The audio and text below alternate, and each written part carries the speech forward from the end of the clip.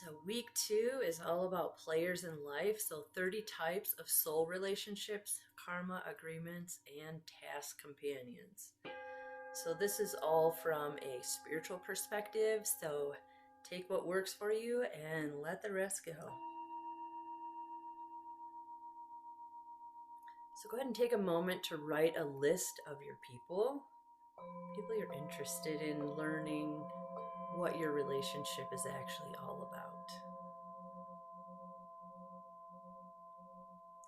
So players in life, relationships between two souls which are experienced fully in both directions around a specific issue. So may or may not be karmic.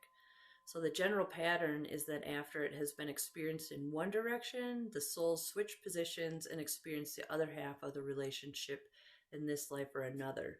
So when the relationship is complete, the souls can choose to work on another type of relationship or a different lesson. The only relationship that is repeated with the same souls is the teacher-student relationship, which is an old soul. So one-on-one relationship combinations, there are infinite amount of one-on-one relationship combinations, but following are the 30 of the most common relationship patterns,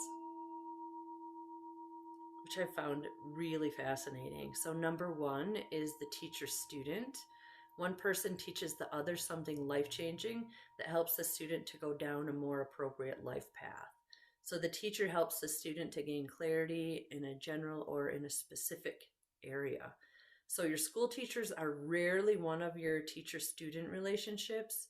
If you do find one, you will remember her for the rest of your life.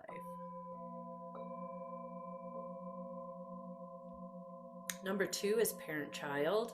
Not every parent-child have this type of relationship. In fact, it's possible to have many children and not have a parent-child relationship with any of them.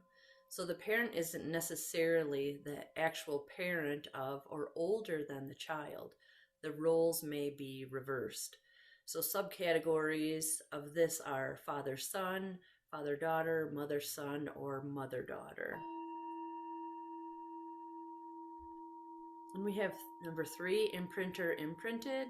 The imprinter is someone other than a parent who has the role of imprinting in any life. So this can happen between relatives, for example, uncle, niece, or grandmother, grandchild. Or the imprinter can be a family friend or an employee like a nanny who is instrumental in the formative years of 0 to 14. Number 4 is siblings. The relationship between these siblings is usually very strong and they remain prominent in each other's life.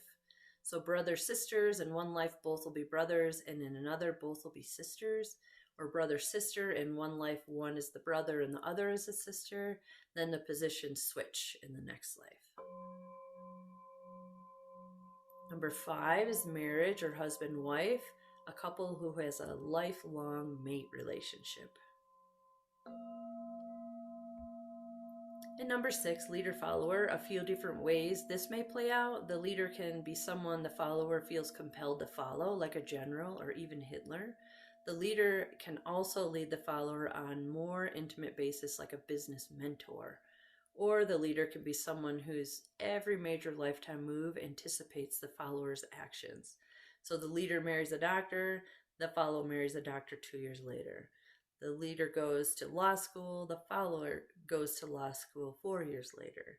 The leader has one son, 8 years old, and 2 daughters, 5 and 4. The follower has one son, 5 years old, and 2 daughters, 2 and 1. May not be in constant contact for these similarities to occur.